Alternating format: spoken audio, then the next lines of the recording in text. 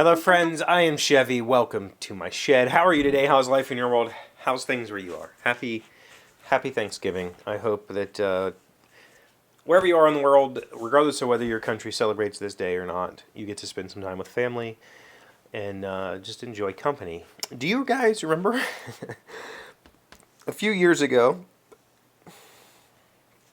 I made a comment on a video about how much I did not enjoy Thanksgiving, about how much I did not enjoy the holidays in general, the social, the expected holiday of me going to spend time with people that I don't spend time with regularly, and then there was some fallout from that, if you remember. My mom basically didn't talk to me for about 6 months, just kind of completely shut me off, saying that I hurt her by saying that I didn't want to spend time with my family. And I've never apologized because I don't feel like there's anything I'm supposed to apologize for, right? The fact of the matter is, I don't enjoy these days. I really don't. I don't want to go spend time with people. But I do, because that's what's expected of me, right? And sometimes you just have to do what's expected, regardless of whether or not you want to. That's part of growing up. That's part of being an adult. That's part of doing the thing, whatever that thing is. But last year, Em went away for Thanksgiving to her family, and I did not. I had not met her family yet at that point, and so I didn't go along. And I stayed at home and I played board games with my friend Jeff, and it ended up being a really nice day. It ended up being a nice break.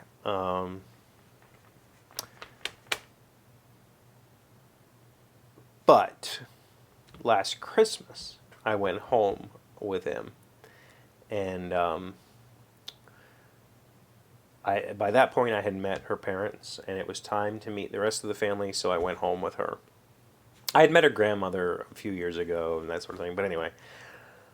So I went home with her for Christmas, and I spent 3, 4, 5 days at her parents' house, and since that time we have spent multiple weekends with her parents at her parents' house. And I've found also, by the way, with her family, her mom and her aunt are very close.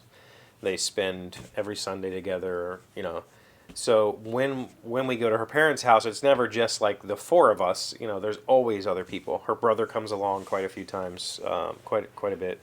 So with her family, it's always family time, right?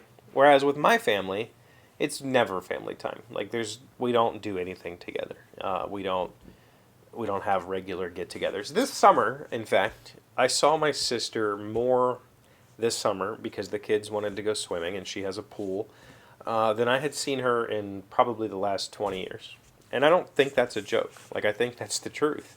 I spent more time with my sister this summer than I have in my entire adult life.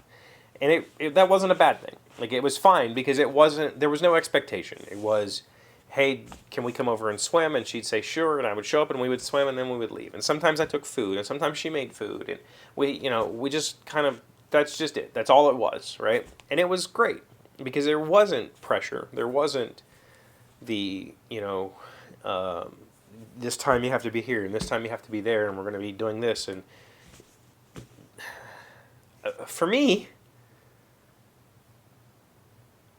these types of holidays were always intensely personal, and I feel like they should be intensely personal. I don't. I think there are other holidays for gatherings that make more sense for gatherings. Like the 4th of July, or maybe even Labor Day weekend, if you consider that a holiday. But for me, these days, this like Thanksgiving, the Christmas holidays, I always felt like those are supposed to be private. Those are supposed to be like small, just thank yous to the people that are extremely close in your life.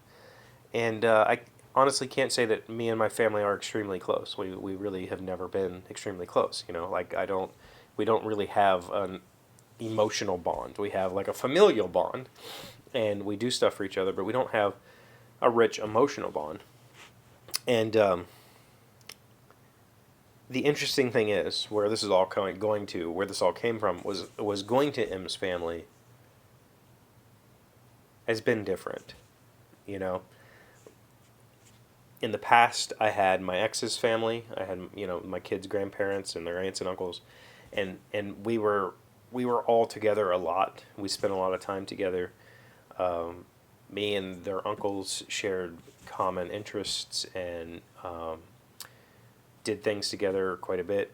And when I lost all of that, when all of that went away, it left me wondering, like, I mean, I guess the sad part is I didn't turn to my own family, you know, to fill that void. I just kind of just stuck to my guns and stayed myself, and that was it. But being in and around M's family has been a very different experience, and I actually look forward to it. I look forward to the awkwardness and the silliness and the weird questions, and sometimes just the grumpiness, because I think that happens with any group. But the good news is,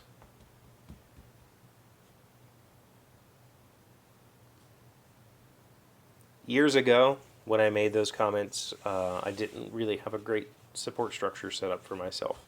I hadn't learned to rely on other people yet. I was still living this very, very walled up, sheltered existence where I hid myself from everybody because I was maybe ashamed of myself, but I was definitely afraid of myself. And I have that support structure now. And for that, I'm eternally grateful and thankful. So, you know, I guess the point is, spend time with your family, right? They deserve you, and you deserve their support. Thank you for being here as always. Thank you for liking, commenting, subscribing, being amazing friends, wonderful people. I really appreciate you. And I'll see you again tomorrow. Today's word you should know to sound smart is intemperate. It is an adjective meaning it refers to a person who indulges in his own whims and fancies without regard to other people's feelings or inconvenience. Certainly, it was ordained as a scourge upon the pride of human wisdom, that the wisest of us all should thus outwit ourselves and eternally forego our purposes in the intemperate act of pursuing them. Intemperate. I said that way wrong. Interpret. Lawrence Sterne, Irish-born English novelist and Anglican clergyman. Intemperate. Intemperate.